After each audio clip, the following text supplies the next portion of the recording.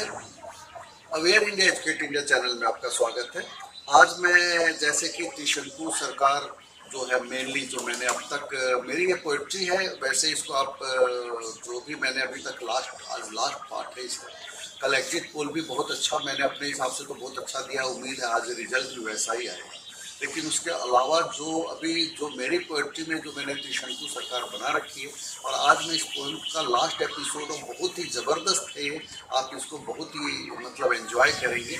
तो आज मैं इस पोएम का जो लास्ट पार्ट और कोशिश करूँगा जल्द से जल्द इस वीडियो को फिनिश करूँ, है ना। उसके बाद जो है रिजल्ट आप भी देखेंगे, मैं भी देखूँगा। उम्मीद है, पहली शुभकामनाएं आपको कि आपके अकॉर्डिंग आपको रिजल्ट मिले। तो देखिए, लास्ट टाइम में मैंने जो भी पोएम का जो हिस्सा कहा था, अब उसमें जैसे कि मैंने लास्ट में जो कहा था कि बहुत सारे तरीके से जनता को कंफ्यूज किया गया, बहुत सारी चीज़ें हुई, और मैंने कहा ना कि मैं इन चीज़ों को मैं एंगेज होकर इन चीज़ों को इसलिए देखता हूँ ताकि मैं बहुत अच्छी तरह आपके सामने पिक्चराइज करता हूँ। जैसे कि मैंने कल अभी एग्जिट पोल में बताया भी, यूपी, बिहार, राजस्थान, झारखंड, हरियाणा में बड़ा उलटफेर हो सकता है, और यहाँ तक कि खासकर मैं कहूँ तो यूपी, बिहार और हरियाणा चौंका भी सकता है, क्योंकि अग्निवीर और बेरोजगारी का मुद्दा वहाँ बहुत जोरों पे था और विपक्ष ने इसको बहुत अच्छी तरह घेरा है। तो इसमें कोई दो राय नहीं कि 2-3 राज्य जो हैं वो बहुत ही इंडिया अलायंस के लिए बहुत ही फ्रूटफुल हो सकते हैं। और जैसे कि मैंने कल बोला भी कि नीतीश कुमार हैं, ममता बनर्जी हैं, टीडीपी है, नवीन पटनायक हैं, ये लोग जो है बहुत अच्छा रिजल्ट भी देंगे। और ये भी हो सकता है कि ये इंडिया अलायंस में पाला बदल दें, कुछ भी कहा जा सकता है। इनका जो अभी तक का राजनीतिक चीज़ों को देखकर ऐसा लगता है कि ये कुछ भी कर सकते हैं और ये इस तरीके से की रोल में रहेंगे। ये सारी बातें जो मैंने एग्जिट पोल में कही है वो आप उनको देख सकते हैं, ऐसा आपको मिलेगा भी। मुझे कई लॉजिक मैं इस बार समझ पाता हूँ, क्योंकि जब दिल्ली जैसे जहाँ पे इतनी ज़्यादा अवेयरनेस है, वहाँ पे लोगों को ये नहीं पता हो सकता कि अलायंस है या क्या है, और वो कंफ्यूज हो सकते हैं। और मैं जहाँ तक आइडिया ले रहा हूँ कि लगभग 700 में से अगर 20, 21, 25 लोग ऐसे थे, तो 3-4% का तो ऐसा है। तो ये एक ओवरऑल जो जहाँ जितनी बैकवर्डनेस रहेगी वहाँ उतनी ज़्यादा एक प्रॉब्लम खड़ी होगी। तो आज मैं इस पोएम का लास्ट पार्ट और बहुत जल्दी फिनिश करूँगा कि जैसे हमने अंतिम में किया था। अगर मैं बताऊँ कि मैंने फर्स्ट एपिसोड जो जंगल का दिया था, उसमें मैंने कुछ लाइनें जो अहम थी वो मैंने की थी।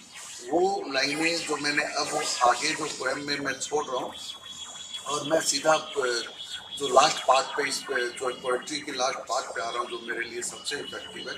और ये आज की पोएम का ये जो मेरे जंगल में चुनाव का ये एक ओवरऑल अभी की तारीख में तो यही फिनिशिंग है, यही एंड है, ठीक है। जैसे कि मैं अभी पहले जो फर्स्ट एपिसोड मेरा इस जंगल में चुनाव का है, उसमें आपको पहले की इसके ऊपर की लाइनें मिलेंगी, और उसके पहले वाली मिलेंगी आपको 6th एपिसोड में। जैसे ये था कि किसी के भाषण ने आवाम में भक्ति जगाई, तो किसी ने सोचने के लिए किया मजबूर। जैसे जैसे चुनाव के दिन निकट आए, जागरूकता की कमी में जंगल हुआ जनादेश से दूर, है ना। अब इसके बाद ये मैं लाइन पहले के फर्स्ट एपिसोड जो है बिल्कुल फर्स्ट वहाँ तक बोल चुका हूँ। अब आगे, जंगल की आत्मा भटक रही थी जैसे मन से हीन कोई गरीब काया, शाकाहारियों मांसाहारियों में द्वेष बढ़ा था, चुनाव का दिन जैसे जैसे करीब आया। भोले भाले जंगली जानवरों की निष्ठा किसी न किसी की भक्ति में चूर हुई। लोमड़ी का लोकतंत्र का सपना दिन प्रतिदिन अब दूर हुआ। बंदर ने सरकारी संस्थाओं को आगे किया, विपक्ष पर गहरा प्रहार हुआ।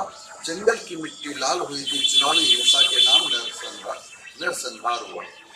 ईडी, सीबीआई और आईटी ने शिकंजा कसा, खरीद फरोख्त का नंगा खेल हुआ। बंदर राज के कसीदे पढ़ने को हुए मजबूर, या तो विपक्षी नेताओं का नकेल हुआ, जेल हुआ। एक्चुअली कहा ना, अभी कुछ रिदम में कहीं कहीं कमियां हैं, मुझे वर्ड्स को वहाँ सब्स्टिट्यूट करना पड़ेगा। स्वार्थ से भरी इस दुनिया में इतना भी आसान नहीं था, मौका परस्त मैदान मारने में माहिर कोई नहीं जिसपे किसी का एहसान नहीं था, है ना। कई बार एहसान में भी लोग वोट दे देते हैं, तो वो भी है। और वो तो चलो ठीक है कि नेताओं ने कम से कम अच्छा किया है, तो वहाँ पर उनको वोट दिया जाना चाहिए, तो इसमें मैं कोई गलत नहीं मानता। वहाँ पे वो कोई पार्टीगत से हटकर वो उनके अपने पर्सनल वोट होते हैं। बुद्धिजीवियों का भी आह्वान किया, पर उनका स्वार्थ भी उन पे हावी था। जंगली जानवर जश्न में डूबे, फिर जंगल राज ही अवश्य मावी था, है ना। अब जैसे कि सभी जश्न में डूबे थे तो जंगल राज ही अवश्यम भावी था। तो मैंने कहा ना कि जैसी जनता वैसे, जैसे प्रजा वैसे राजा। तो इसमें तो कोई दो राय नहीं है कि हम लोकतंत्र में नेताओं को दोष देने लग जाएं या किसी प्रधानमंत्री, मुख्यमंत्री, किसी को भी दोष देना, ये गलत है। बजाय इसके कि उसके प्रति जिम्मेवार हम ही हैं। हमें 5 साल में मौका मिलता है तो हम उस मौके को अच्छी तरह बुना सकते हैं। नेता की जहां कमी बहुत हो, हर पार्टी का एक ही गांधी हो, संसद सच्चे चोरों से सुसज्जित होगी जब केवल पोस्टर बॉय की आंधी हो। अब देखिए, मैंने कहा ना कि बहुत सारी लाइनें मुझे खुद, जब मैं भी पहली बार ही आपको बता दूं कि पहली बार अपनी पोएम को इस पिछले 8-9 दिनों में जो मैंने पोएम रखी है, तो शुरुआत से अंतिम तक पढ़ने का काम 7-8 दिन में किया है। अदरवाइज मुझे पूरी कविता को, जो लगभग 200-250 पेजेस की हो चुकी थी, एडिट करते करते 180-190 पे है, तो निश्चित तौर पे उसको एडिटिंग में काफ़ी टाइम लगा होगा मुझे। तो पढ़ने में मुझे अब एक 8 या 10 पेज की एडिटिंग अगर मैं एक बार करता हूँ, फिर अगले संडे को फिर मौका मिलता है, टाइम मिलता है, फिर करता हूँ, तो ऐसे करके काफ़ी टाइम लग गया है। तो यहाँ देखिए कितनी अच्छी अच्छी लाइनें हैं कई, कि नेता की जहां कमी बहुत हो, हर पार्टी का एक ही गांधी हो, संसद सच्चे चोरों से सुसज्जित होगी जब केवल पोस्टर बॉय की आंधी हो। यहाँ पे आप आयरनी है कि हर पार्टी का एक ही गांधी हो। हर पार्टी में 50-50 लीडर अच्छे होने चाहिए। ये नहीं कि अगर कोई सत्ता में है और उन्होंने अपने ही पार्टी को, ये हालांकि लाइनें मेरी पहले की लिखी हुई हैं, लेकिन आज मैं इस मौजूदा हालात में देख पाता हूं कि हर पार्टी ने अपने एक नेता को ऐसा बना दिया है कि वो भी अपनी उस पार्टी का तानाशाह बन गया है ना। और किसी देश की बात करने ही बेकार है कि देश में तो चलो हम तानाशाह की लेकर एक नैरेटिव सेट करना चाहते हैं, लेकिन देखा जाए तो क्या उन पार्टियों ने अपने पार्टी के अंदर लोकतंत्र बचाया है कि नहीं बचाया है, ये भी बड़ी सोचने वाली चीज़ है। तो हर पार्टी का एक ही गांधी क्यों, 10-10 होने चाहिए, 20-20 होने चाहिए, ज़्यादा हो, तभी तो देश का कल्याण होगा, जब लोकतंत्र सफल होगी। लेकिन ये चीज़ जो है यहाँ कहा है, ये मौजूदा हमारे देश की लोकतंत्र पे कटाक्ष है। तो इस चीज़ को समझने की जरूरत है कि संसद सच्चे चोरों से सुसज्जित होगी। वो सच्चे भी हैं और चोर भी हैं, और ऐसे ही होगा। और जब केवल पोस्टर बॉय क्या होंगे, क्यों? क्योंकि वो क्या करेंगे, जिस मर्जी को वो टिकट दे देंगे। उनको लगेगा क्या कि हम जिस मर्जी को भी टिकट दे सकते हैं, वो तो जीत ही जाना है। जो ज़्यादा पैसा देगा, जो ज़्यादा फंड देगा, वो टिकट ले लेगा। फिर टिकट ले लेगा तो सोचेगा कि हम तो वैसे भी जीत जाएंगे, है ना। कहीं तो मेहनत करके और कहीं पैसे बांट कर जीत जाते हैं, तो दोनों ही चीज़ें। चुनाव का समय नजदीक आया, सभी पार्टियों ने पूरी जान लगा दी, जंगली जानवर का वोट उसी को चाहे जिसने झूठी उम्मीद जगा दी। कहा ना कि आज की तारीख में ये भी एक बहुत बड़ी प्रॉब्लम हो गई है कि हम चुनावी वादे करते वक्त ऐसे ऐसे वादे कर देते हैं जिसका कोई वास्तविकता से ताल्लुकात नहीं है। बाद में कह के बच लेते हैं कि तो हमने ऐसे जुमले फेंके थे, है ना। वैसे मैं अभी भी कह रहा हूँ कि पिछली बार ऐसे जुमले फेंके गए, 14 में फेंके गए, 19 में फेंके गए, अब 24 में भी फेंके जा रहे हैं। तो हर चीज़ के पीछे एक जो है जनता को समझदार होना होता है। मेरा तो मेन मकसद ही जनता को अवेयर करना है। चैनल का नाम ही मैंने अवेयर इंडिया, एजुकेट इंडिया रखा है। तो मेन मकसद तो मुझे जनता को ही अवेयर करना है।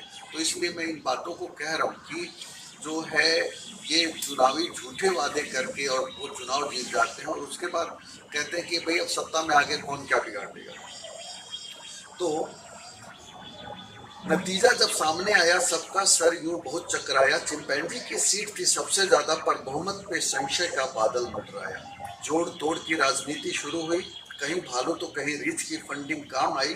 बंदर ने ईडी व सीबीआई का भी चाबुक चलाया, उसके अन्य व्यापारियों ने भी कीमत लगाई, दाम लगाई। जो भी है, मैंने कहा ना कि ये चीजें अब जैसे कि देखिए आने वाले वक्त में, अभी ये तो मैं आज कह रहा हूँ, अब चुनाव नतीजे के बाद क्या होता है वक्त बताएगा। लेकिन मेरी इस पॉइंट में जो है वो यही है कि बहुमत किसी को भी नहीं मिल रही है और बहुमत के करीब है, और वो आगे अब जोड़ तोड़ की राजनीति चालू हुई है। हॉर्स ट्रेडिंग का रूप बदल गया, नेताजी को स्टिंग होने का खतरा था।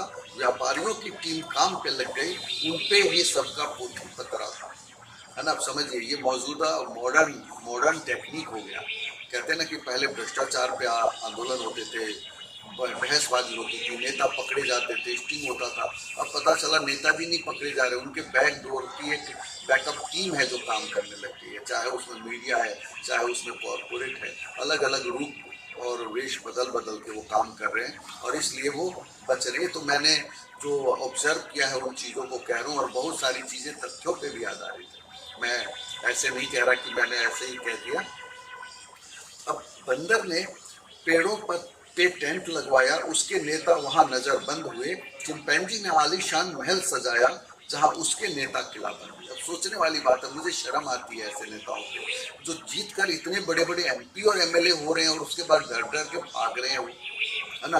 अलग अलग उनको, जैसे आपने राजस्थान में देखा, जैसे कर्नाटका में देखा, जैसे आपने जो है गोवा में देखा। लेकिन इस बात में भी सच्चाई है कि अगर उनको इतना चोरी छिपे ना छिपाया जाए, किया जाए, तो वो शायद जो है उनको जबरदस्ती, किसी का कुछ अलग अलग तरीके हैं, पता नहीं वो फिर बिकते हैं पैसे में, और भी कई कारण हो सकते हैं। अभी कल ही जैसा कि मैं प्रेस कॉन्फ्रेंस देख रहा था, तो उसमें वो ये कह रहे हैं कि अभी से ही उम्मीदवार जो चुनाव में खड़े थे और जिनके जीतने की उम्मीद है, उनको जो है उनको अप्रोच किया जा रहा है, उनको परेशान किया जा रहा है। तो इस तरह की चीज़ें आने लग गई। अभी तो रिजल्ट अभी आएगा, आज का ही रिजल्ट है। तो मैं ये चीज़ कह रहा हूँ कि ये एक लोकतंत्र के लिए भी बहुत बड़ी कमी है और इसके पीछे जिम्मेवार जनता भी है। वो क्यों है?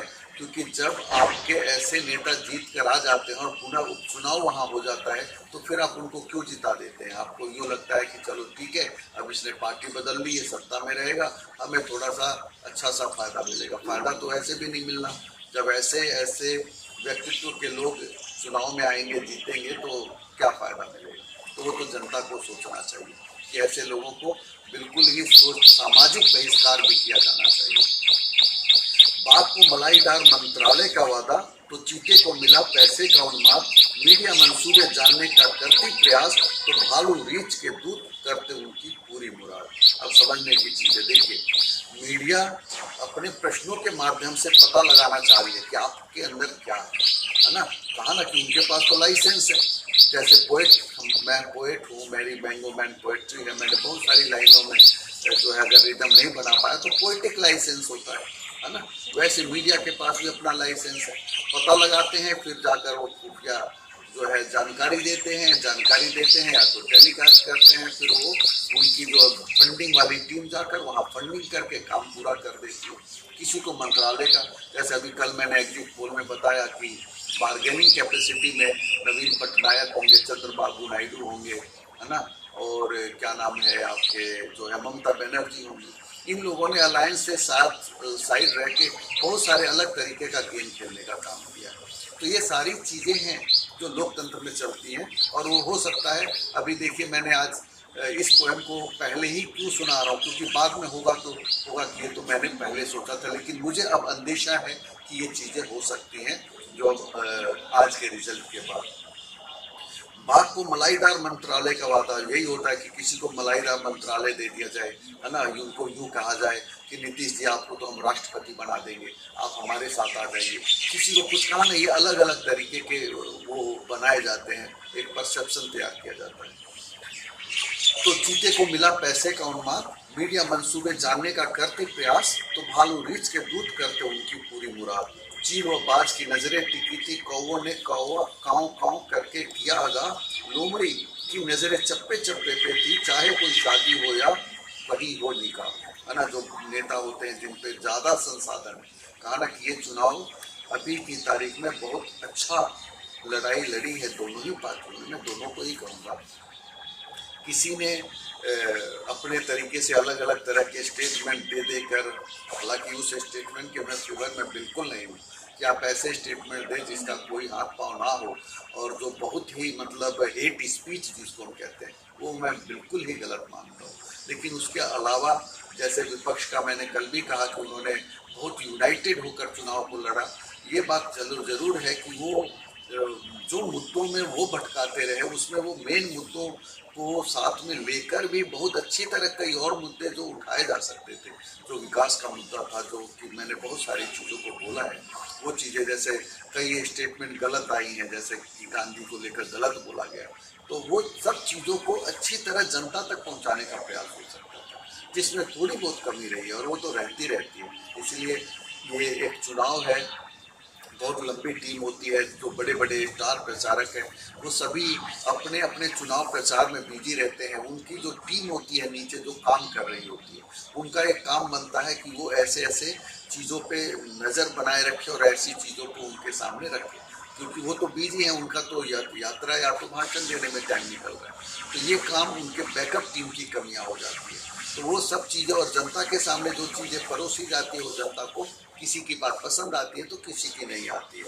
तो यहाँ पे जो है लोमड़ी की नज़रें चप्पे चप्पे पे थी, और लोमड़ी जो थी यहाँ न्यायपालिका थी। तो मैंने कहा ना कि न्यायपालिका काफ़ी सख्त हुई है, तो उसने उसकी नज़र भी चप्पे चप्पे पे थी, चाहे कहीं पे भी कोई भी हो, ताकि कोई खरीद फरोख्त ना हो पाए, है ना। मैंने न्यायपालिका को ही एज ए हीरो यहाँ पे इस पोएट्री के अंदर बनाया हुआ है ना। तो इसलिए आप इस चीज़ को समझेंगे कि लोमड़ी को यह बातें पसंद नहीं थी, खरीद फरोख्त रोकने की गुजारिश की, बंदर को तो सिर्फ सत्ता का नशा था, लोमड़ी के खिलाफ ही साजिश की, है ना। लोमड़ी के खिलाफ ये लाइनें मैं बता दूं, लगभग 2019 इलेक्शन से पहले की लिखी है, जब न्यायपालिका और कार्यपालिका में कई चीज़ों को लेकर टकराव हो रही थी। लेकिन इस बार अभी जैसे जो मौजूदा हालात है उस हिसाब से अब मैं इस लाइन को आज पढ़ रहा हूँ, तो मैं ये कहूँगा कि जैसे कि चुनाव आयुक्त का जब हम चुनाव करते हैं तो उसमें पहले क्या था कि एक लोकतंत्र का जैसे प्रधानमंत्री हो गए, यानी कि एक सत्ता पक्ष का नेता, एक विपक्ष का नेता और एक चुनाव आयुक्त। लेकिन उन्होंने एक जो है मुख्य जो न्यायाधीश, 3 लोग, अब मुख्य न्यायाधीश को साइड कर दिया गया, उसकी जगह एक और सत्ता पक्ष का नेता ले लिया गया। तो बजाय इसके कि 2 लोगों ने मिलकर चुनाव आयुक्त को बना दिया, अब ऐसे में जिनसे हमारी लड़ाई है ना, उनको ही मैं साइड कर, क्योंकि 2 लोग एक हो जाएंगे, एक ही सत्ता पक्ष, तो हम किससे लड़ रहे हैं, है ना। ये तो फिर निष्पक्ष रहा ही नहीं। और ऐसे निष्पक्ष बनकर जो आए हुए चुनाव आयुक्त हैं, उनसे आप क्या ईमानदारी की उम्मीद करेंगे। दूसरी बात कि जो कहते हैं ना कि जब हम एक चुनाव की बात कर रहे होते हैं और उस समय मॉडल कोड ऑफ कंडक्ट लागू हो जाता है, कहा बहुत अच्छी बात है, लेकिन मॉडल कोड ऑफ कंडक्ट लागू हो जाता है, उसकी जो मतलब अवहेलना करके उसका कानून को तोड़कर जो लोग पकड़े जाते हैं उनकी कार्रवाई उसी समय होनी चाहिए, रैपिड एक्शन होना चाहिए उनके, बजाय उन पे रैपिड एक्शन नहीं होता है। रैपिड एक्शन तो जो है सरकारी मुलाजिमों पे देखने को मिलता है और लोगों पे मिलता है। अभी किसी को 7 बजे सुबह सुबह बुला लिया गया कि चुनाव का टाइम है, 7 बजे आइए, और उसको शाम को 7 बजे तक आप वो पेपर थमा रहे हैं, बैलेट पेपर दे रहे हैं या ईवीएम थमा रहे हैं। तो सरकारी नौकरों को या चुनाव में काम करने वाले लोगों को तो अपने मजदूरों से भी बुरा हाल बनाया, मजदूरों को भी पता होता है कि उसको काम क्या करना है। तो ये चीज़ें क्या है कि केवल हर चीज़ें केवल एक कहा ना कि केवल सरकारी नौकरों तक आजकल सीमित रह गई है, जबकि नेताओं पे और किसी पे, और बड़े बड़े जो चुनाव आयुक्त हैं उन पे तो कोई यही नहीं, उन्होंने क्यों नहीं एक्शन लिया। उन पे भी होना चाहिए कि विदिन 24 आवर्स आपको एक्शन लेना है, चाहे वो कंप्लेन प्रधानमंत्री की जाए, चाहे वो विपक्ष के सबसे बड़े नेता की जाए, है ना। जब उस पर मॉडल कोड ऑफ कंडक्ट को, यानी कि कोई गलत तरीके से फिर तो चुनाव जीत कर आ जाएगा, फिर वो नियम कानून कुछ भी बनाएगा तो उसमें हम क्या कार्रवाई करेंगे। तो लोकतंत्र की सफलता के लिए ये बहुत जरूरी है कि 24 आवर्स में रैपिड एक्शन होना चाहिए। ये नहीं कि आज कंप्लेन की है और चुनाव का नतीजा आने तक अभी मामला ही चल रहा है। कलकत्ता हाई कोर्ट ने जैसी टिप्पणी करी, है ना, चुनाव आयोग में जो शिकायत की गई थी एक्शन नहीं होने पे, उसके बाद वो मैटर, उसके बाद भी चुनाव आयोग ने नहीं माना तो सुप्रीम हाई कोर्ट मैटर पहुंचा। लेकिन नतीजा क्या है, नतीजा गलत ये है कि ऐसे में चुनाव को कैसे भी जीतने की जो नेताओं के अंदर ये हो गया कि हम चुनाव कैसे भी जीत जाए, उन्हें कोई लेना देना नहीं है कि मॉडल कोड ऑफ कंडक्ट बनाए फिर क्यों गए। इंडिपेंडेंट खुलकर कह देना चाहिए चुनाव आयोग को। मैं बहुत ही कटाक्ष कर रहा हूँ और बहुत ही ओपन माइंडेड हूँ। मैं इन चीज़ों की मैं बिल्कुल परवाह नहीं करता कि कौन क्या सोचता है, क्या कहता है और क्या एक्शन किस चीज़ पे होती है, मुझे इन चीज़ों की परवाह नहीं। यानी कि जो मॉडल कोड ऑफ कंडक्ट या जितने भी हैं ये सभी इंडिपेंडेंट के लिए बनाए जाते हैं या उन लोगों के लिए बनाए जाते हैं जो बहुत ही पैसे से सशक्त नहीं है ना। जब ये इम्पार्शियल चुनाव का मतलब यही है कि कानून व्यवस्था हर किसी के लिए बराबर हो, आज जितनी भी संघर्ष और लड़ाइयाँ हैं वो इन्हीं बातों की है कि हमने अलग अलग तरह के कानून बना दिए। कुछ कानून हमने बनाए हैं जो कि सिर्फ गरीबों पे ही लागू होते हैं, है ना, अमीरों के लिए कोई कानून नहीं है, उनके पास 50 रास्ते बना दिए हैं। तो ये सब चीजें इस लोकतंत्र की कमियां हैं। लोमड़ी ने मौके को भांप लिया, दल बदल कानून को सख्त बनाया, महामहिम थे इसमें भी साथ, जनादेश के सम्मान को तख्त बनाया, है ना। कहा ना कि अब यहाँ पे न्यायपालिका को मैंने हीरोइज्म बनाया हुआ है, तो अब ये आपको आगे ये चीजें जो मैं कह रहा हूँ, जिस फीलिंग्स को मैं सामने रख रहा हूँ, आपको सामने मिलेगी। 60 गांठ के बिना सरकार बनाओ, चंद दिनों की मोहलत दी, संवैधानिक ढांचे की थी मुस्तैदी, न्यायिक व्यवस्था को जिसने शोहरत दी। मीडिया के गलत बयानी पे रोक लगी, दलाली देने लेने वालों को जेल हुई, भार रीच संग अन्य मोहरे भी न्यायालय पहुंचे, सरकार बनाने का मंसूबा बिन दब्बे की रेल हुई। यानी कि सरकार अब जहां न्यायपालिका सख्त हुई है, तो उसके बाद ये संविधान के अनुसार अब काम होने लगा है, और ऐसे में दल बदल कानून को भी सख्त कर दिया, बहुत सारी चीजें की, और इस तरीके से अब सरकार बन नहीं पाई है। अदालत में सबने माफी मांगी, जंगल हित में कार्य का वादा किया, न्यायाधीश ने जुर्माना भी ठोका, हुए गबन का 5 गुना ज्यादा किया। गबन का 5 गुना ज्यादा क्या किया कि भाई बिल्कुल ये नहीं कि आप देखते हैं कि करोड़ों का मामला होता है और 1 लाख के मुआवजे पे उसको बाहर किया जाता है, या ये किया जाता है। बहुत सारी चीज़ें हैं। मैं कई वर्ड्स, क्योंकि कई अलग अलग टॉपिक्स की स्टडी करने के कारण वर्ड कई बार मैं भूल जा रहा हूँ। जैसे कल मैंने प्रज्वल रेवन्ना का नाम ही मुझे याद नहीं आ रहा था। तो ऐसे जो कि कर्नाटका का जो विपक्ष उसको अच्छी तरह कैच नहीं कर पाया, लेकिन बहुत बड़ा मुद्दा था। इतने बड़े बड़े लोग और इतने गंदे गंदे लोगों को टिकट दिया जा रहा है, तो एक तरीके से लोकतंत्र इससे ज़्यादा बदनाम क्या हो सकता है कि आज हम विश्व गुरु बनने की बात करते हैं और ऐसे लोगों को भी हम टिकट दे देते हैं, है ना, जैसे कि देश में नेताओं की अकाल पड़ गई हो। अब जो है न्यायालय के सख्त आदेश से जंगल में मच गया कोहराम, सरकार बनाने के सपनों पे लग गया था पूर्ण विराम।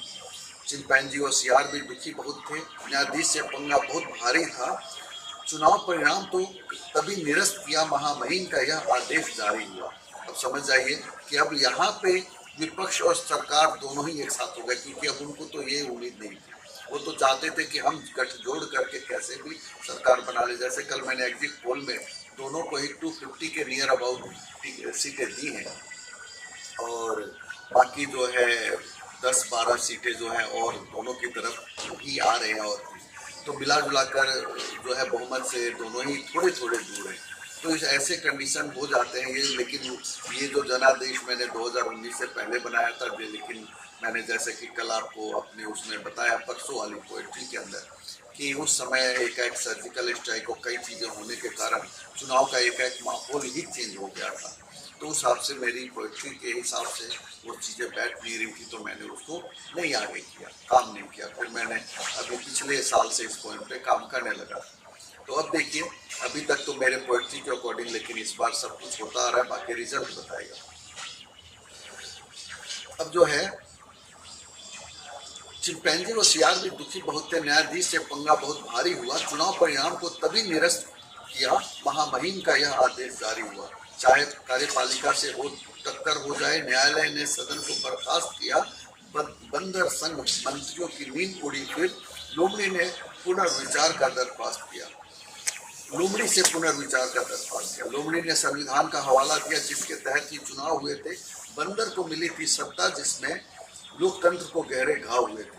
बब्बर शेर अभी भी पहले जैसे, पर लोमड़ी के साथ वो खड़े थे। बाघ गेंडे या किसमें हिम्मत जब न्यायालय समझ असहाय पड़े थे। मध्यावधि चुनाव की सिफारिश की गई, तब तक राष्ट्रपति शासन न्याय संगत होगा, सभी दल मिलकर जागरूकता लाए, लोकतंत्र में तभी कुछ रंगत होगा। अब बात यहाँ सारी आ गई कि जैसी प्रजा वैसे राजा। तो ये हुआ आदेश कि पहले तो आप जागरूकता लाइए लोगों, फिर आपका चुनाव का फायदा ही तभी है कि लोग सही नेतृत्व का चुनाव करें। मेरे से कई बार अभी जब से मैं एग्जिट पोल और इस पोएट्री को रख रहा हूँ, तो कई लोगों ने मुझे कहा कि आप उस पार्टी के खिलाफ ये चीज़ें ज़्यादा जा रही हैं, और वो आपको क्यों ऐसा लगता है। तो मैं आपको एक चीज़ बताऊं कि सत्ता से ही प्रश्न पूछे जाते हैं, विपक्ष से प्रश्न नहीं पूछे जाते हैं। मीडिया अगर विपक्ष से प्रश्न पूछता है तो इसका मतलब ये है कि वो बिका हुआ है। प्रश्न पूछे, उसका एक दायरा होता है कि आपने 6 प्रश्न वहां पूछे तो एक यहाँ पूछे, वो भी उनसे पूछिए, उस चीज को लेकर पूछे कि आप उसका विरोध कर रहे हैं तो इस चीज के विरोध के पीछे लॉजिक क्या है।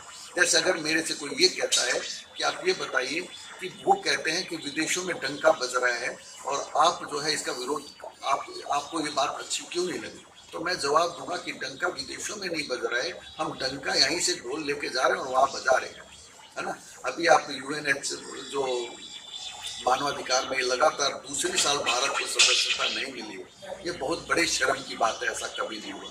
अब जवाहरलाल नेहरू के स्टेटमेंट देके उन्होंने ऐसा कहा था कि मुझे ऐसी मीडिया चाहिए जो मुझसे प्रश्न करे।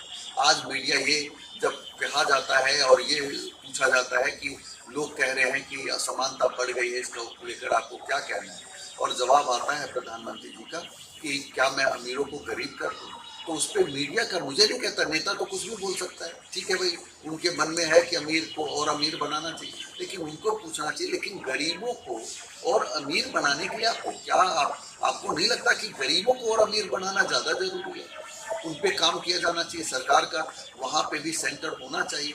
ये नहीं कि 5 केजी अनाज देने से हमारी जिम्मेवारी खत्म हो गई। और मैंने तो कल क्या हर वीडियो में बता रहा हूँ कि इसका भी मैं विरोध क्यों कर रहा हूँ कि आज अगर उनके किसानों के खाद में से 5 केजी कम हो गया तो 5 केजी अनाज लगता है खादों में से हो गया कम। डायरेक्ट टैक्स के माध्यम से मैंने कहा ना कि डायरेक्ट बेनिफिट दे दिया, जो लोगों को पैसे दिखाई दे रहे कि मुझे 5,000 रुपये मिल गए, 6,000 मिल गए, लेकिन इनडायरेक्ट जो टैक्सेस का भार बढ़ाया है वो तो नहीं दिख रहा, है ना। आज की तारीख में कोई मोबाइल ना हो किसी परिवार में ऐसा नहीं है, कोई डीटीएच ना हो ऐसा नहीं है ना, या खाना पीना नहीं खा रहे, बिस्किट नहीं खा रहे या रोटी नहीं खा रहे, नहीं, तो टैक्स का भार जो बढ़ाया है वो पैसा ही, उसका भी कुछ हिस्सा ही दिया जा रहा है। मैंने जैसे कि अभी कहा कि आज अगर कॉरपोरेट ने वो काम चालू किया, अभी मेरी परसों असम में, क्योंकि मैंने एग्जिट पोल करने से पहले कई जगह अलग अलग राज्यों में बात की जहां मेरे अपने लिंक है वहां पे बात की, तो उन्होंने कहा कि असम के अंदर एक कोल इंडिया था, उसमें काफी लोग काम करते थे, वो भी बंद किया गया है। तो लोगों के पास क्या है, बागवानी के अलावा कोई साधन नहीं बचा, बागवानी ही कर सकते हैं और वही चाय बागान वगैरह का जो काम है, और थोड़े बहुत दुकानदारी है। अब दुकानदारों के साथ सबसे बड़ी दिक्कत क्या आ गई है कि वो बेचारे दुकानदारी तो वहाँ करें और लोग जो है फ्लिपकार्ट अमेजोन से माल मंगा लेते हैं, तो अब वो बेचारे वहाँ पे लोकल जो व्यापारी हैं वो बहुत दुखी हैं, क्योंकि भाई हर जगह की मैन्युफैक्चरिंग कॉस्ट अलग अलग होती है ना। ये बात ठीक है कि विकास होगा ऐसे, लेकिन इसके पीछे भी उनके संरक्षण में तो कुछ होना चाहिए ना। तो वो गरीब आदमी जो साधारण सी वस्तुएं बना रहे वो उनका कैसे बिकेगा, है ना, उनको लेबर कॉस्ट उनको कैसे मिलेगा, तो उसका भी, उसकी चिंता करना भी सरकार का काम। अगर मैं मोबाइल की दुकान पे जाकर और मोबाइल का पूरा फीचर देख कर आता हूँ, घर पे आकर फ्लिपकार्ट से मंगा लेता हूँ, क्योंकि मुझे वहाँ पे 2,000 का एक्स्ट्रा डिस्काउंट मिल जाता है। फिर वो दुकान वाला क्या करे, उसके लिए भी क्या प्लान है, वो भी तो बनाना पड़ेगा ना। अगर आप इस तरीके से, जब टमाटर मार्केट में 100 रुपये 125 रुपये केजी हो गया और अमेजोन प्रेस पे या रिलायंस प्रेस पे या फ्लिपकार्ट पे सुपर मार्केट में बिल्कुल फ्रेश टमाटर मिलने लग रहा है और वो भी 80-90 रुपये में मिल रहा है, तो निश्चित तौर पर उन्होंने 40-50 या 35 में उसकी होल्डिंग की होगी। अब इस पर छापा मारने का काम किसका था, सरकार का था। जमाखोरी को रोकने का काम किसका था, सरकार का था। तो मैं आलोचना ना करूं तो क्यों ना करूं। अगर मैं इतना समझ पा रहा हूँ इन चीज़ों को कि निश्चित तौर पे इसमें सरकार कहीं ना कहीं गुनहगार है। अगर पनीर में मिलावट करके खुलेआम बेचा जा रहा है, जो सब्जी क्या कहते हैं मिठाइयाँ बेची जा रही है ना, और कहा ना कि अब तो वैक्सीन को लेकर ये आ गया कि उसमें भी फुल अच्छी तरह से उसका ट्रायल किए बिना ही पूरे देश में लगा दिया गया, तो ये सब क्या है, ये सभी लापरवाही का नतीजा है। तो ये इसके लिए फिर आलोचना करना, इन पर प्रश्न उठाना हर बुद्धिजीवी वर्ग का फर्ज बनता है कि वो ऐसी चीज़ों का विरोध करे। फिर कहते हैं कि विकास हो गया, सरकार 3 ट्रिलियन हो गई, इकोनॉमी हो गई। मैं आपको बताऊं 2011 में आप डाटा उठाइए, वर्ल्ड बैंक का डाटा कह रहा हूँ कि 3rd इकोनॉमी हम बन गए 2011 में। लेकिन उसके बाद बाबा रामदेव जी के आंदोलन आए, अन्ना आंदोलन आए, और भी कई, पूरी अस्थिरता का माहौल आया और धीरे धीरे और भी कई कारण रहे होंगे कि हम दोबारा से नीचे आ गए, है ना। और फिर पोजीशन पे अभी आए तो देखिए उस समय डंका नहीं बजा था, उस समय ढोल नहीं बजाए गए थे, उस समय नगाड़े नहीं किए गए थे, मनमोहन सिंह जी कम बोलते थे, है ना, काम ज़्यादा करते थे। तो वो चीज़ें आज पूरे देश में माहौल बना, लेकिन इस चीज़ पे प्रश्न नहीं उठता कि महंगाई बेस ईयर हमने 2021 में चेंज किया, तो उसके हिसाब से भी महंगाई को अब काउंट करके काउंटर कर रहे, कहते कि महंगाई नहीं है ना ये। लेकिन आम आदमी के पॉकेट से तो पता है कि अगर उसकी इनकम 15,000 रुपये है और वो किस तरीके से सब्जियां खरीद रहा है, अगर वो सब्जियों में 5 चीज़ों को, टमाटर खाना छोड़ दे, महंगाई बढ़े, प्याज खाना छोड़ दे, लहसुन खाना छोड़ दे, बहुत सारी चीज़ें खाना छोड़ दे, तो ठीक है, फिर हम जन कल्याण की बात करेंगे कि जन कल्याण वेलफेयर, वो भी जो रियल पर कैपिटा इनकम है, जिसको हम वास्तविक कहते हैं, उसके आधार पे उनकी आमदनी कितनी हुई। तो ये सब प्रश्न पूछना, इसलिए मैं आलोचना कर रहा हूँ क्योंकि मुझे कई सारी स्ट्रेटजीज, कई सारी पॉलिसीज गलत लगी लगातार पिछले, हालांकि बहुत उम्मीदें थी 2014 में, सभी को बहुत उम्मीदें थी, उसके अकॉर्डिंग सरकार ने वो काम नहीं किया, केवल प्रोपेगेंडा चालू कर करके बचने का काम किया है। तो मैंने अपने पोएट्री के माध्यम से कुछ बातें, और हो सकता है कि फिर सरकार बदल जाए और वही काम, जैसे कि पहले भी हमारी ग्रीवेंसेस थी, जनता की पहले ग्रीवेंसेस थी, मेरी भी ग्रीवेंसेस थी, कांग्रेस से वही ग्रीवेंसेस थी कि कांग्रेस ने वो उम्मीदों पे जो वादा किया नहीं किया, वही चीज ग्रीवेंसेस अब सत्ता पक्ष से है, फिर सत्ता बदल जाएगी तो फिर उससे रहेगी। यानी कि हम तो पक्ष में रहना पसंद करते हैं, हमें क्या लेना देना इन चीजों से। लेकिन एक बुद्धिजीवी वर्ग का, मीडिया का, सबका यह फर्ज बनता है कि भाई सरकार ने जो वादे किए हैं उसको याद दिलाए, उसको कहे कि ये तुमने वादे किए थे और ये पूरा करो। अगर गरीबों में असमानता और अमीरों की, दोनों की असमानता बढ़ गई है और बार बार ये प्रश्न उठ रहे हैं, तो इस पर काम करना जरूरी है। देश अमीर तब होता है जब उसके नागरिक अमीर हो जाए, है ना। ये नहीं कि देश अगर अमीर हो गया तो नागरिक गरीब हो जाए, ऐसा नहीं होता है। अब देखते हैं, मैं बहुत जल्दी अब फिनिश करूंगा, है ना। न्यायिक पीठ ने कुछ नियम बनाए, साझा नियम के तहत सरकार चलेगी, न्यायालय का निर्णय ही अंतिम होगा जब भी किसी मुद्दे पे दरकार हो रहेगी। राष्ट्रपति शासन की कमी कभी सोची नहीं थी, जंगल की बागडोर थी पुनः शेर के पास, बब्बर शेर पे पहले वाली बात नहीं थी, किसी को नहीं थी अब उनसे आस। कहने का मतलब राष्ट्रपति शासन तो लगाया है, लेकिन आपको पता ही है बब्बर शेर के तो पहले ही दांत और पंजे सब तोड़े गए थे। बब्बर शेर की अध्यक्षता में चुनावी अध्यादेश हुआ पारित, न्यायालय के दिशा निर्देश पर विभिन्न न्यायोचित नियम हुआ जारी।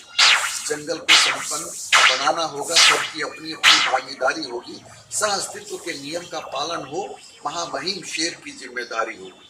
बब्बर शेर ने सहमति दे दी, शिक्षा को हथियार बनाना होगा, बाहुबली व धनबर पर रोक लगेगी, चुनाव व्यवस्था को निष्पक्ष बनाना होगा। जंगली को जंगल राज ही भाता है, इसलिए जंगल को सभ्य बनाएंगे, आंदोलन होगा पर शिक्षा के लिए, जंगल राज में लोकतंत्र भव्य बसाएंगे। बंदर हो या बाघ चीता, आचार संहिता को अपनाना होगा, गैंडे हो या भालू भेड़िया जैसे, चुनाव तक नजरबंद हो जाना होगा। यानी कि इस तरह के कॉरपोरेट को देश को कोई जरूरत नहीं है। लोग कहते हैं ना कि कॉरपोरेट है तो बहुत बढ़िया है, अरे कॉरपोरेट है, टाटा में 4 लाख 5 लाख लोग रोजगार कर रहे हैं, कॉरपोरेट है टाटा। हम लोग बचपन में सुनते थे कि कोई टाटा बिरला तो नहीं है, अब बिरला तो कोई सुनता ही नहीं है, टाटा टाटा बचा हुआ है। लेकिन उस समय जो कुछ भी नहीं थे, आज वो इतने ट्रिलियन की इकोनॉमी में उनकी भागीदारी सबसे ज्यादा है, और वो भी पता चलता है कि 23,000 26,000 ही लोग काम कर रहे हैं, तो उनका क्या देश के विकास में योगदान है, इसको तो देश को भी समझना होगा। पार्टी फंड पे रोक लगेगी, मीडिया को स्वतंत्र बनाना होगा, किसी षड्यंत्र से संबंध हुआ तो जेल का खाना खाना होगा, है ना। यानी कि उन पे सख्त कानून बनाने होंगे। भालू और रीछ को सख्त हिदायत होगी, अपने तोता मैनों को शांत करे। न्यूज चैनल का मकसद खबरें दिखलाना, ना कि भोली जनता को भ्रांत करे, है ना। मीडिया को भी साफ, अगर मैं तो ये मानता हूँ कि मीडिया के ऊपर पूरे ही सत्ता के साथ ही उस पर पूरी आकलन होनी चाहिए कि कौन सी उन्होंने खबरें दिखाई, कब दिखाई और किस मकसद से दिखाई, उन पे क्रॉस क्वेश्चनिंग की जानी चाहिए। ऐसा नहीं कि भाई आप कुछ भी जो है केवल सरकारी तोता बन के रह जाओ, उसके लिए तो सीबीआई और आईटी और ईडीआई तो है ही है, फिर आप किस काम के लिए।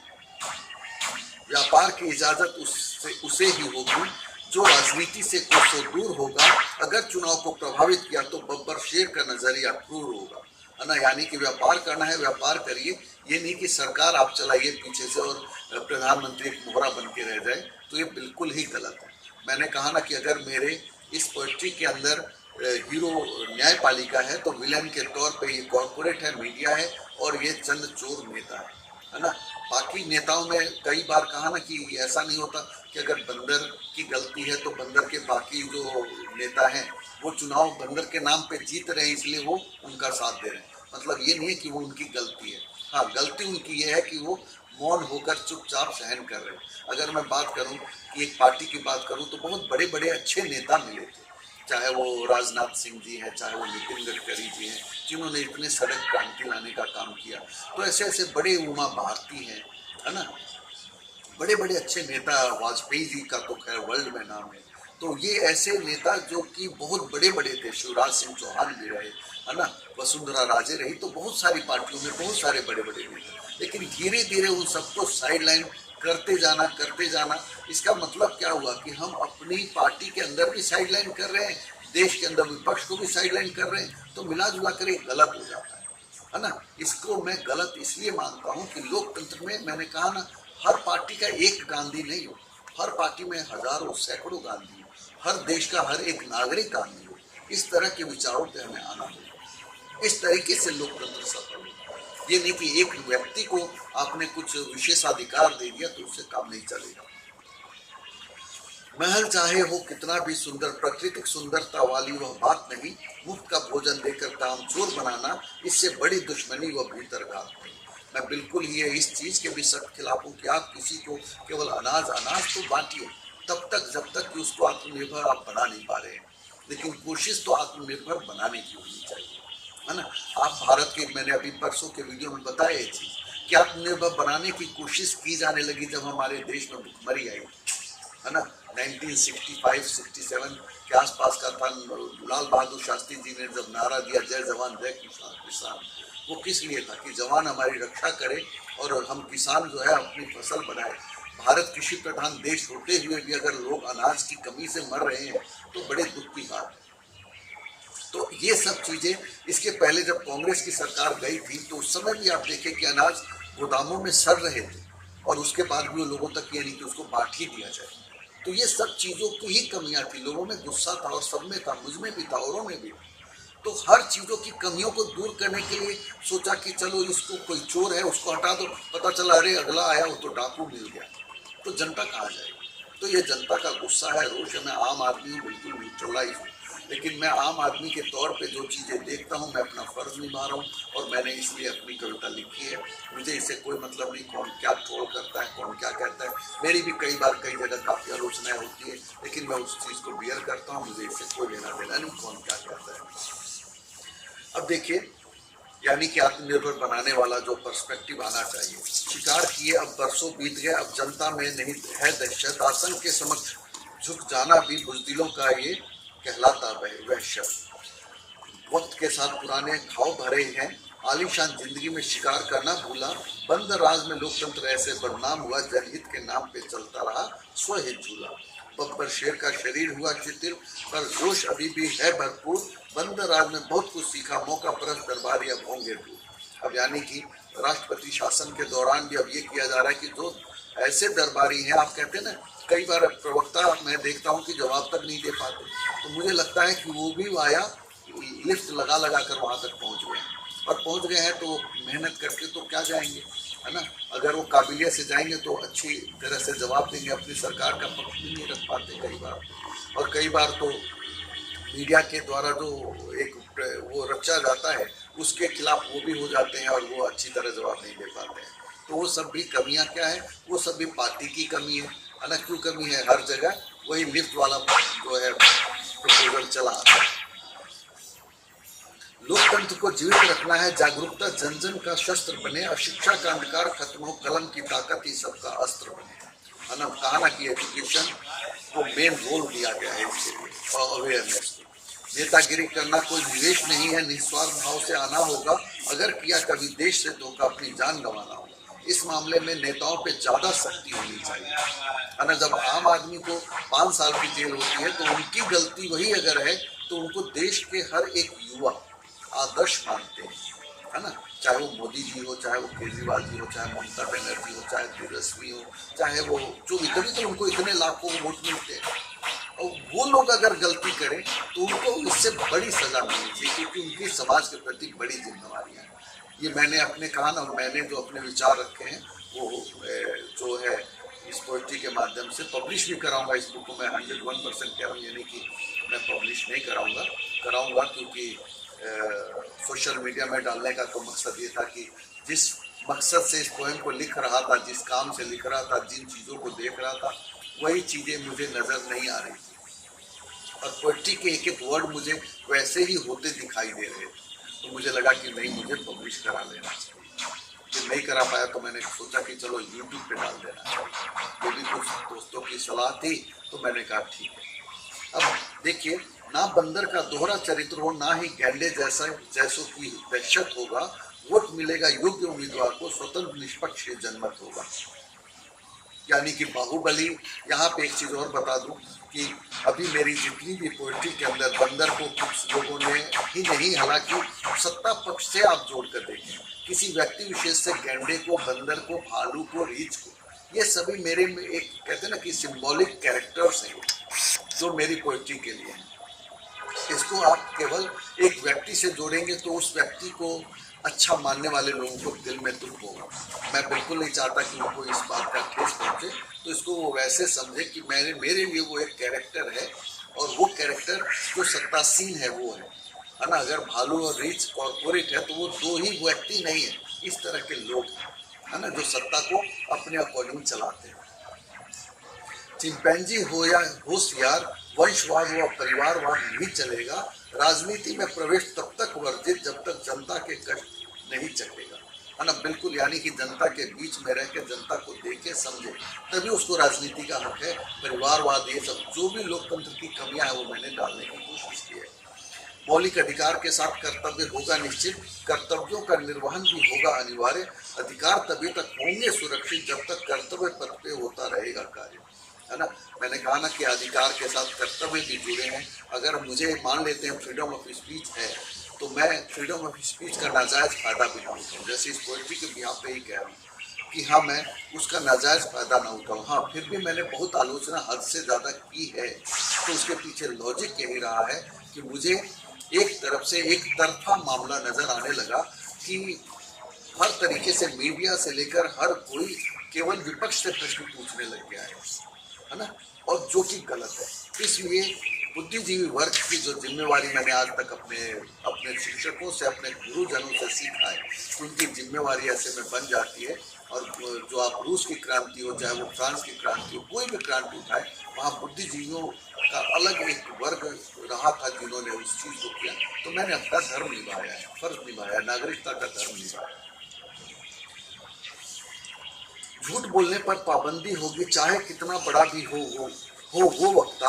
हरदम उन पे निगरानी होगी, चाहे किसी भी पार्टी का हो प्रवक्ता। अब देखिए, ये लाइनें भी पहले की लिखी है, मैं पढ़ता हूँ तो आप सोचता हूँ, क्योंकि कई चीज़ें ना इस एक महीने में हो गई हैं।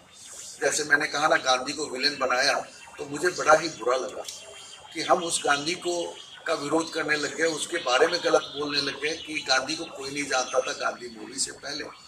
जिस गांधी ने उस अंग्रेजों को कहा, जिन अंग्रेजों के सामने लोग कहते ना पानी पीने में भी उनको डर लगता था, है ना, उन अंग्रेजों से लोहा ली। और ये नहीं कि केवल गांधी ने सुभाष चंद्र बोस पैदा किए, भगत सिंह पैदा किए, गांधी ने पूरे आंदोलन को लीड किया और उसको अच्छा नेतृत्व दिया, निस्वार्थ भाव से दिया, है ना। क्या लिया? जो एक व्यक्ति है जिसने सूट बूट को त्याग करके लंगोट में आ गया देश के लिए, है ना। चाहता तो अच्छी भली वकालत चल रही थी उसकी साउथ अफ्रीका में, वहां से यहाँ आया, यहाँ से आकर उसको क्या स्वार्थ, क्या उसने अपने शरीर पे खर्च कर लिया, है ना। वही सामान्य जिंदगी और बहुत सारे तबके के लिए किया। जब देखा कि जो है एक दलित वर्ग का बहुत अत्याचार हो रहा है उन पे, तो उन्होंने हरिजन का नाम दिया। खुद टॉयलेट की सफाई करके अपना काम स्वयं करो, है, इस तरीके से कर करके उन्होंने लोगों को प्रेरित किया कि काम में कोई भी बुराई नहीं। तो इतने सारे आइडियल्स दिए, बुनियादी शिक्षा दी, बेसिक एजुकेशन दिया, जिस पे वर्ल्ड काम कर रहा है। ऐसे आदमियों के बारे में हम गलत बोल रहे हैं। मुझे नहीं लगता कि ऐसे बड़े पद पे रहने को किसी को है अधिकार है, या तो उनको पहले ज्ञान लेना चाहिए। ठीक है, तो वो चीजें देखिए, मैंने आज की ये लिखी हुई लाइनें नहीं, उस समय भी बड़बोलापन था, आज भी है।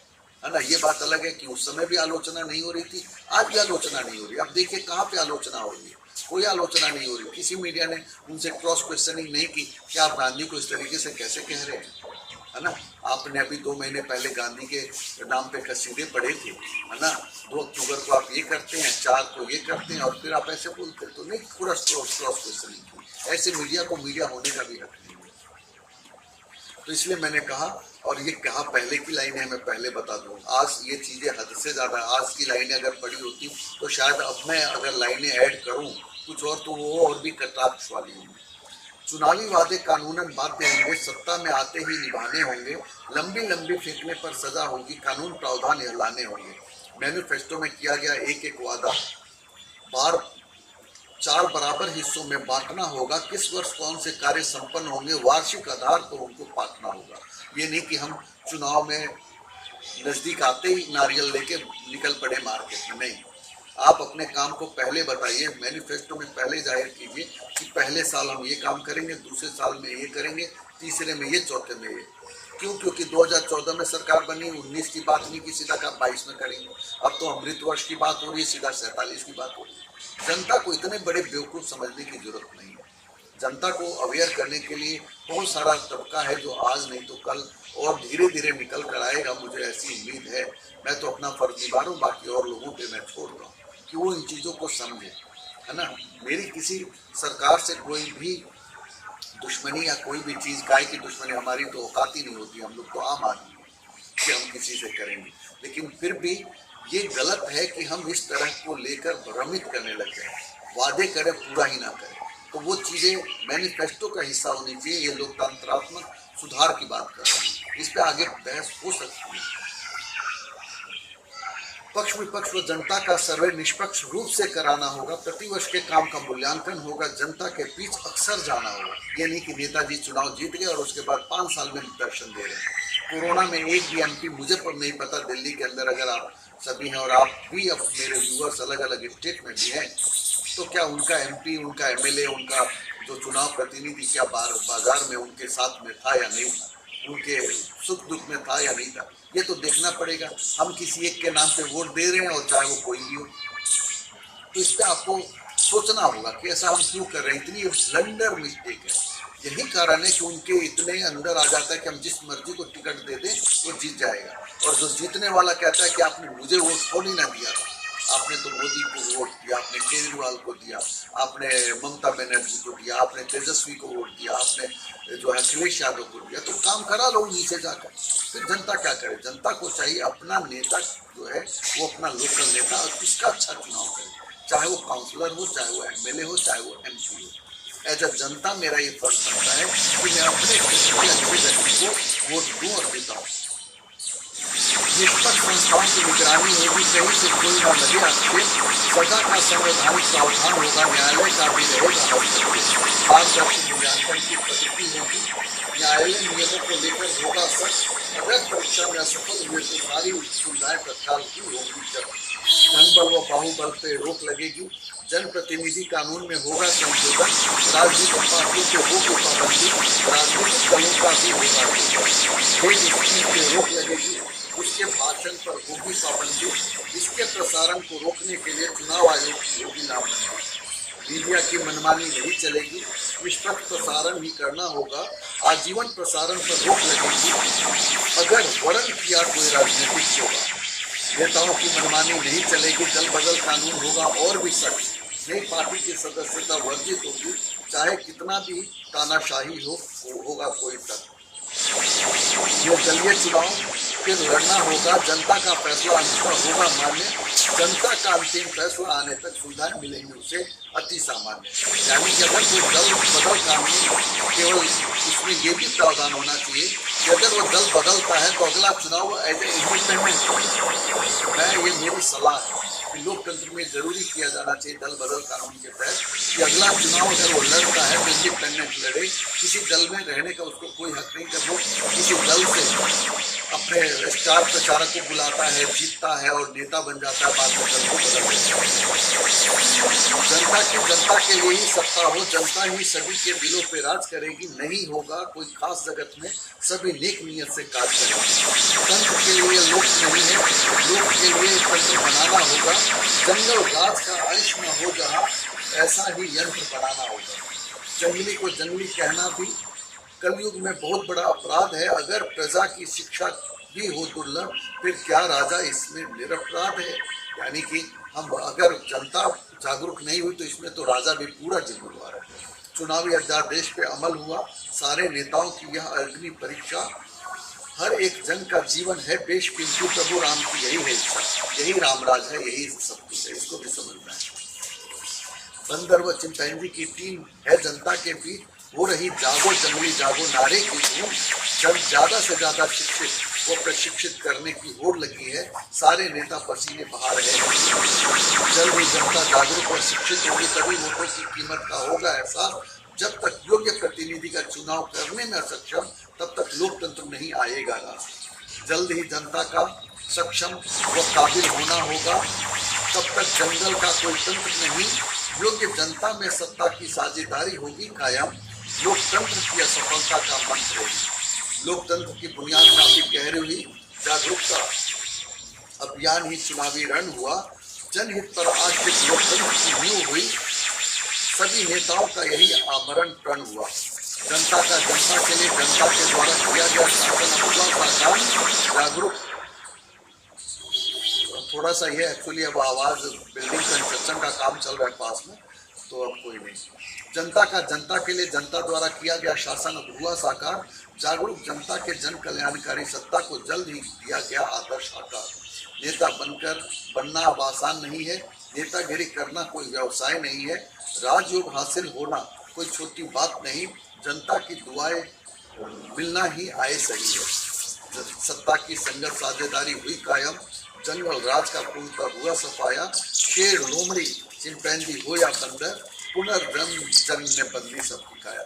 यहाँ मैं बता दूं, पुनर्जन्म से मतलब है कि जनता ने दोबारा से इन चीज़ों को बनाया है, और वो नेताओं में अब कायाकल्प हुई है। वही नेता हैं, लेकिन उनके विचारों में डिफरेंस आया है, उनके विचार में अंतर आया है। इस तरीके से पुनः चुनाव के बाद अब जो नए तरीके से जो सरकार बनी है, दिल में सबके आग लगी थी, लोकतंत्र का बराग लगाता, सरकार के सभी अंग संग खड़े थे, जन सेवा का सब में भाव लगा था।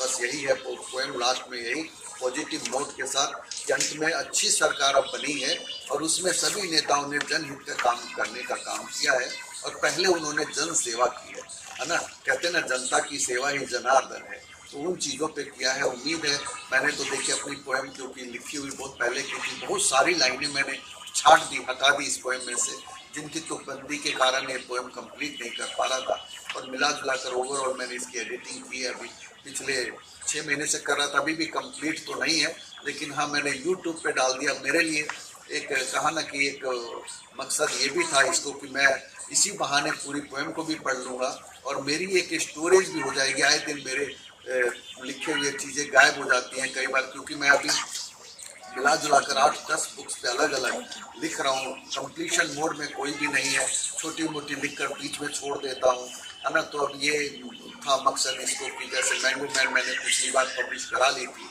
तो अब सोचा था कि जंगल में चुनाव भी करा लूँगा, नहीं करा पाया, तो हो सकता है अब इस पोएम को मैं कुछ महीने के लिए फिर साइड लाइन रखूँ। तो आज मैंने अपनी इस पोएम को पूरी शुरू से लेकर अंत तक आपके सामने पेश किया है। मैंने जो मौजूदा हालत में जो मैंने देखा है, पोएम की अपनी अपनी फीलिंग्स होती है, तो उम्मीद है आपको मेरी ये पहल पसंद आई होगी, और आपकी भावनाओं को कहीं ना कहीं मैंने आहत किया होगा। किसी न किसी पार्टी से जुड़े जो लोग होते हैं, उनके बारे में जब बोला जाता है तो लोगों को बुरा लगता है। तो मुझे उम्मीद है कि आप इसके लिए मुझे माफ़ करेंगे, क्योंकि यहाँ कटाक्ष करते वक्त कई बार मैं भावनाओं में बहकर ज़्यादा हो जाता हूँ, लेकिन इसका मुझे एहसास है। लेकिन मुझे लगता है कई बार कि अग्रेशन भी होना ज़रूरी है। तो उम्मीद है आपको मेरी ये पहल पसंद आई होगी, आप इस मेरे पोएम को लाइक करेंगे। हो सकता है इसमें कुछ लाइनें आपको बहुत अच्छी भी लगी हो, उसको शेयर करेंगे, साझा करेंगे। थैंक यू, जय हिंद, जय भारत। और आपको आज की शुभकामनाएं कि आपको आपका मनपसंद नेतृत्व मिले। जय हिंद, जय, थैंक यू।